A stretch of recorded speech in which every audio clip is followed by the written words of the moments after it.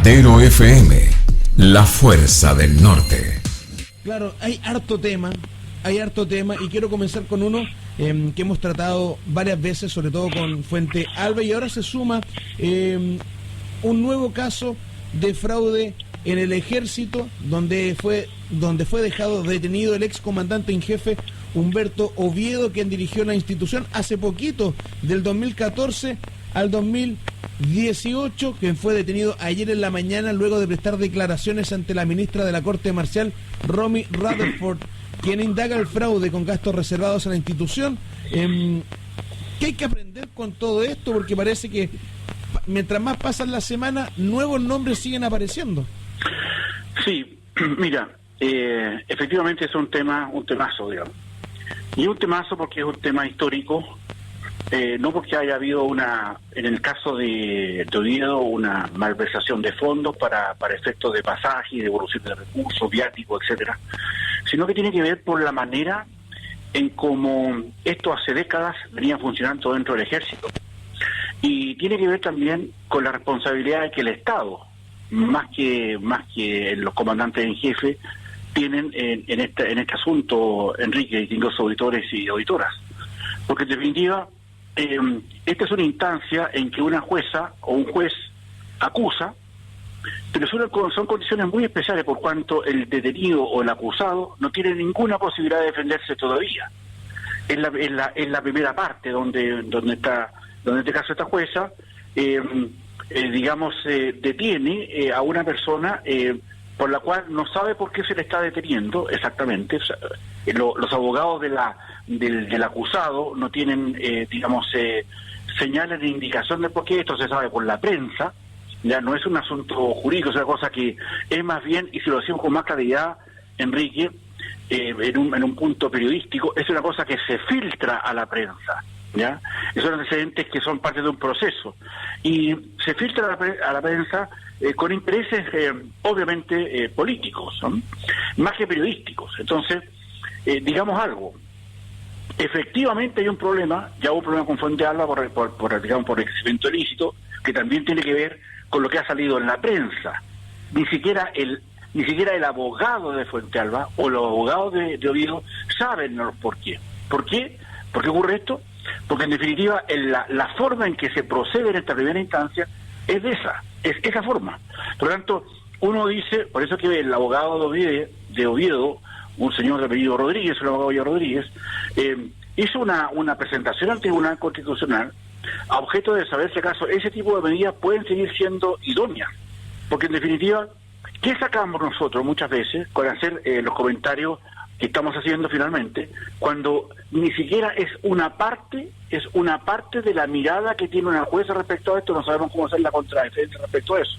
Pero por sobre todo, y en el caso de Oviedo, cuáles son las condiciones que tiene, por las cuales participa o que tiene a saber un comandante en jefe, cuando es parte de un sistema que tienen desde los años 80, o sea, antes de la democracia, donde se estipuló sistemas de una manera que obviamente han reñido con la ética, con la moral.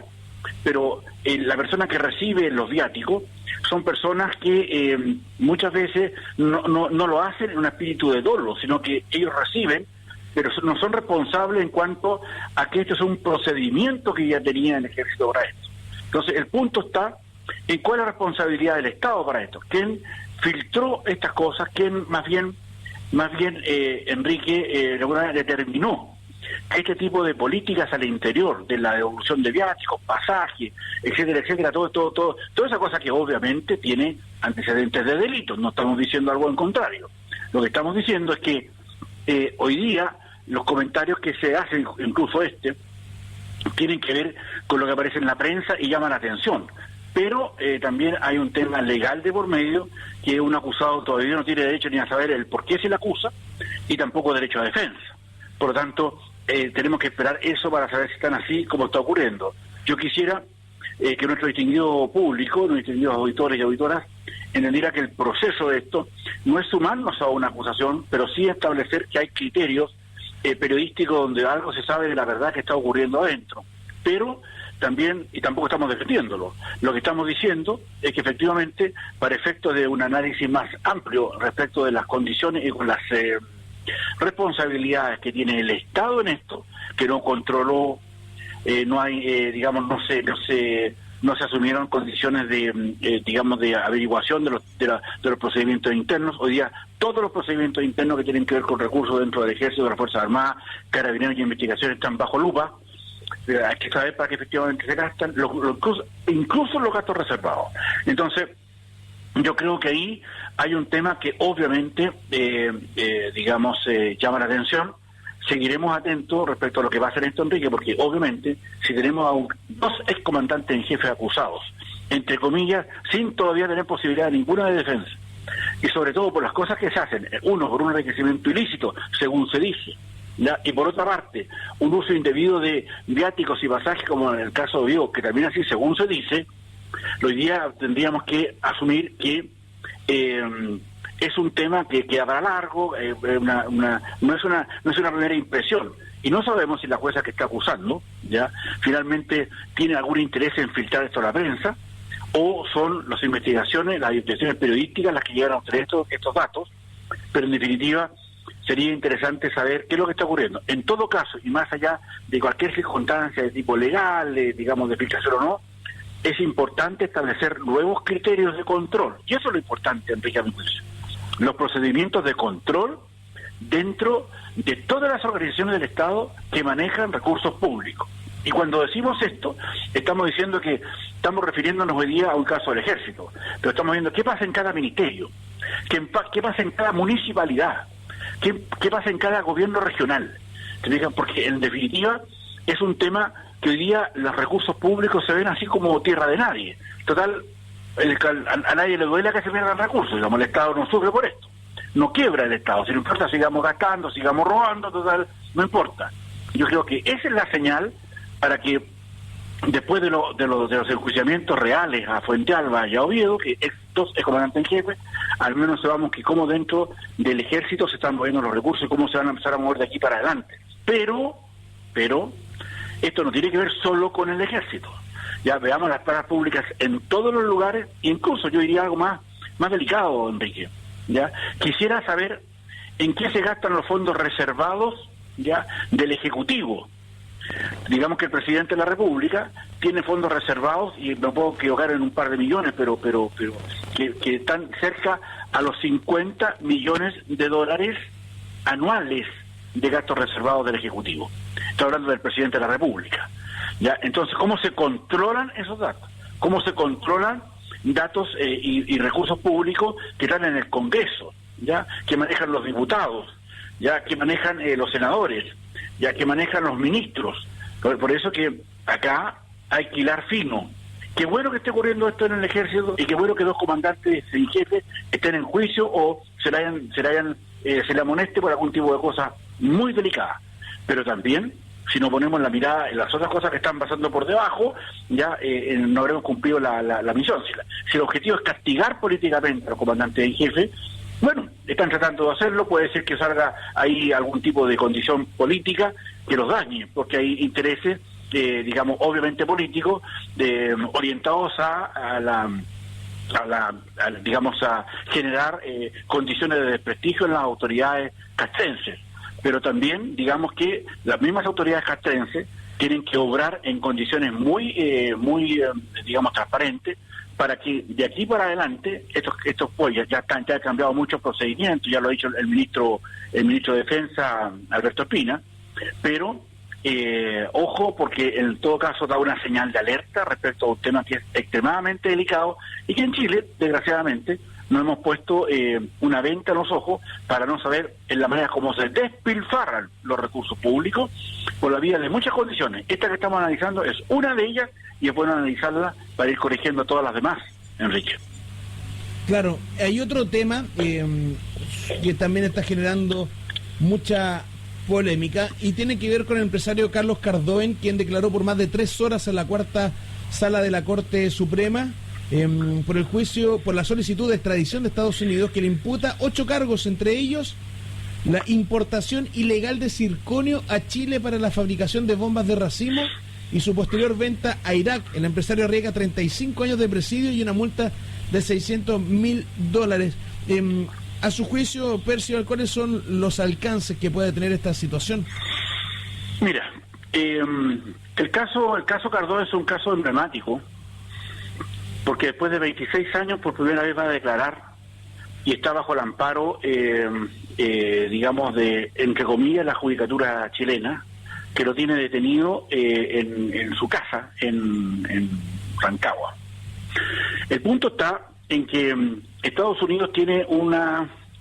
Cardón tiene un ingeniero metalurgista, tiene una vasta red de apoyo en toda la élite política de Chile. Lo han defendido de allá y de acá.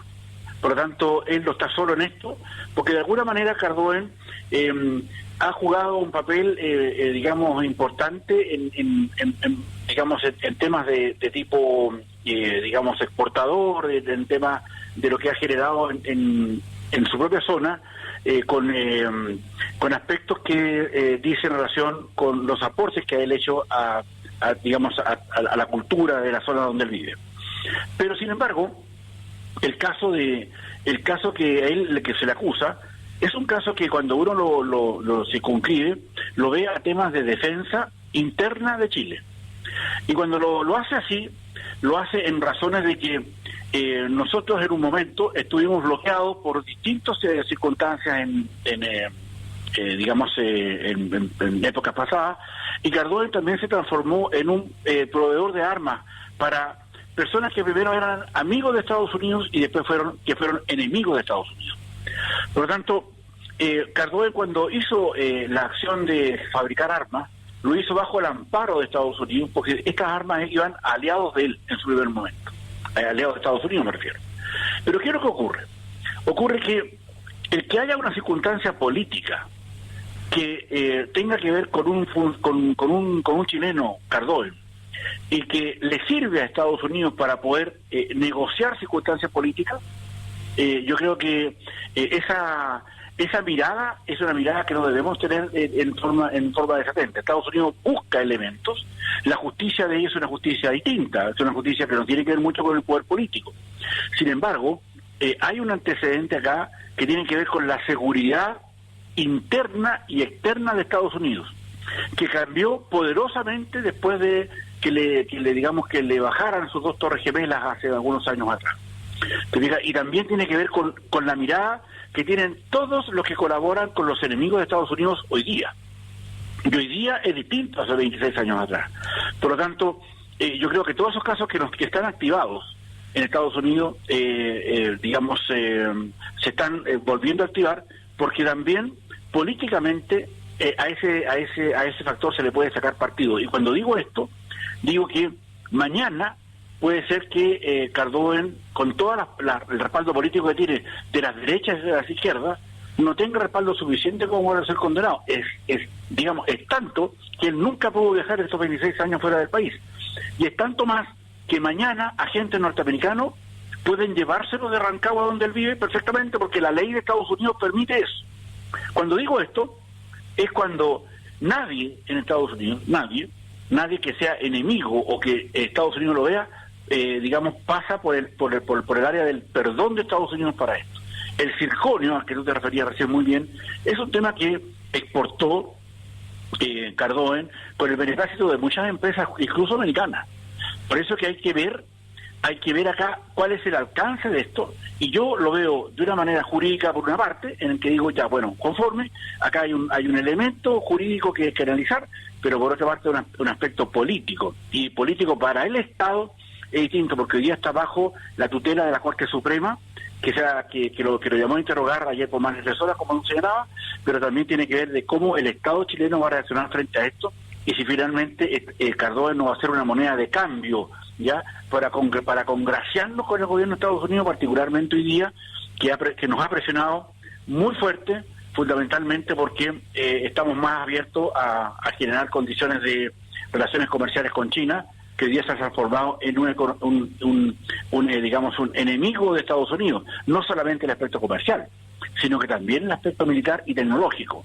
Por lo tanto, ojo, porque esto no se puede ver así tan simple como una circunstancia política de hace 26 años atrás o más años atrás, sino que tiene que ver con que en algún momento Cardón va a ser la moneda de cambio, ya para bajar tensiones en la relación con Estados Unidos.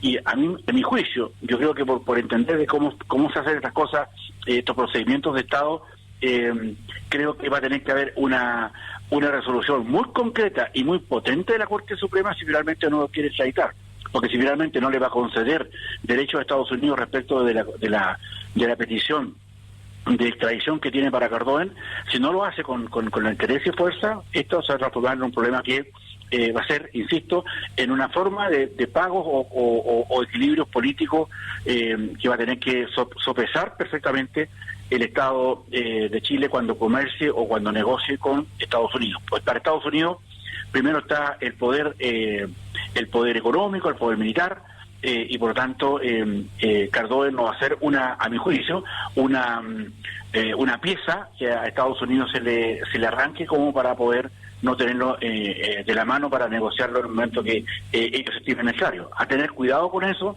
porque finalmente puede ser una arma de doble filo y finalmente terminamos entregando a Cardón a cambio de algunas circunstancias de presión política. Ojo con eso, porque trasvasa el aspecto puramente jurídico. Acá estamos hablando de seguridad del gobierno de Estados Unidos y la verdad es que ha sido extremadamente, digamos, imprudente en muchas cosas de las que ha señalado el Estado. Y como nosotros somos un país chico, no tenemos ninguna posibilidad de poder defendernos ante esto.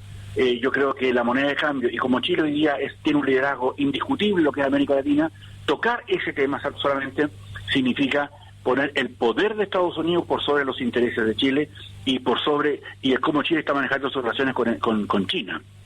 Ojo, vamos a tener que hacer un seguimiento de esto porque es un tema muy interesante a mi juicio, Enrique. Claro, es un tema que da para mucho y que da como para sacudir un poquito la historia, porque si uno se pone a ver, durante la Guerra Fría fueron varios los empresarios vinculados a las armas, no solo Cardón, sino que a lo largo y ancho de todo el mundo, que se vieron vinculados con una u otra facción en esta división duopólica que había en el mundo en ese momento, y que hoy en día, claro, los dos sectores miran con ojo diciendo, oye, que eres malo, oye, que mal te portaste, pero los que ponían las lucas en diferentes puntos del mundo están calladitos. Así es, tienes toda razón en ese aspecto, sobre todo, Enrique, porque cuando tú lo llevas a los contextos, que es una muy buena precisión periodística tuya, lo dices claro, esto ocurrió bajo el amparo de una guerra ideológica importante, donde nosotros éramos parte de un sector de Estados Unidos. Nosotros éramos occidentales y bueno, y siempre seguimos, querámoslo o no, vamos a tener que seguir relacionados con Estados Unidos. Estados Unidos sigue siendo un país el más poderoso militarmente del mundo, el que económicamente todavía sigue siendo más poderoso del mundo, el que tecnológicamente todavía tiene. Lo que pasa es que hoy día la amenaza que tiene de China es una amenaza importante, pero que China tenga algún poder militar para poder sostener o poder obligar a Estados Unidos, no lo tiene. Al revés tampoco. Pero Estados Unidos ya los tiene, por eso que China no se atreve a hacer cosas más militares con él. Por eso que en las comparaciones y en estas cosas, en lo que estamos hablando a factor Cardón, no deja de ser importante para los efectos políticos futuros de esto, mi querido Enrique. Claro, son las 9 de la mañana con 24 minutos y antes de irnos despidiendo quiero tocar un tema, porque el presidente Sebastián Piñera junto a algunos legisladores realizaron una gira por Medio Oriente, pero ahora siguen su trayecto porque van a la reunión del G20. Chile fue invitado a participar de esta reunión. Es momento, porque muchos se han criticado del liderazgo de Sebastián Piñera, es el momento de que Piñera tome esta batuta, tome el testimonio de liderazgo. ¿Y cómo se puede hacer esto? Enrique, cuando uno, y a mí me toca hacerlo periódicamente, anda fuera del país y ve el trato que se nos da a nosotros fuera de nuestra frontera,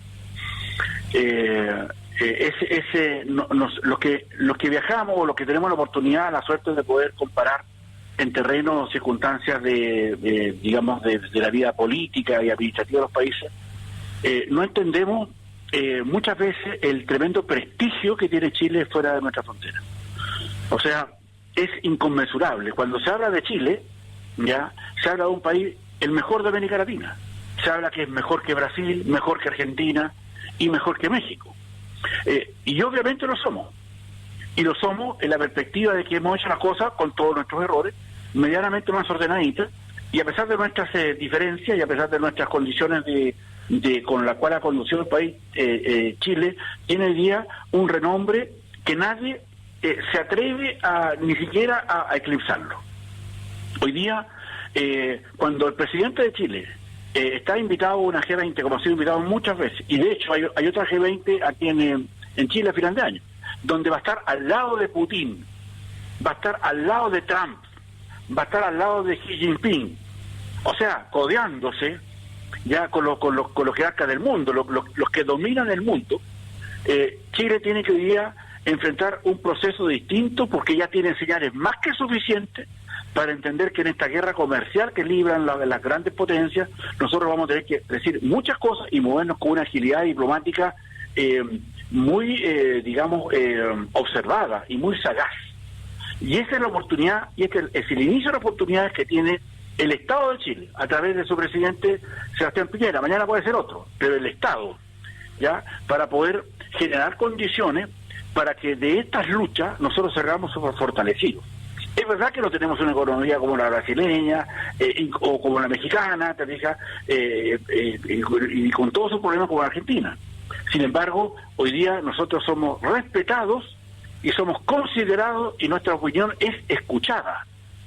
Por lo tanto, cuando Chile habla a través de este presidente o de cualquiera y pertenezca al ala A o al ala Z de la política, da lo mismo, tenemos que saber cuáles van a ser las condiciones que vamos a colocar sobre la mesa para que en temas de nuestra matiz productiva, que hay que volver a considerarla, tengamos los aportes de capital que va a requerir industrializar nuestro país. Y en el fondo, si China se ha llevado nuestro litio y no negociamos nada, es la hora de colocar sobre la mesa cómo lo vamos a negociar. Y con qué capitales chinos o norteamericanos vamos a poder producir cosas que nos vuelvan a mejorar nuestra materia productiva, porque nosotros no somos un país productivo, por lo tanto somos más débiles frente a cualquier circunstancia externa.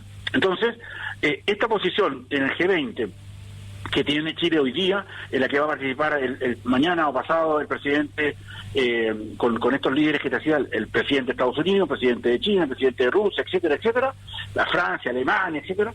Yo creo que tenemos posibilidades de empezar a levantar el dedito, para decir, aquí estoy yo, acá se hacen estas cosas, porque aún con una economía tan chiquitita como la nuestra, aún tenemos pasos de maniobra porque hay condiciones que hoy día reclaman lo que está ocurriendo en Chile y que ya se está viendo de que si nosotros no tenemos diversidad de matriz productiva pronto, estamos hablando de antes de una década, nosotros vamos a pasarlo pésimo. Y yo creo que hoy día es el momento, aprovechando estas circunstancias, que empecemos a poner los puntos sobre I para favorecer nuestra producción interna en Enrique. Matero FM, la fuerza del norte.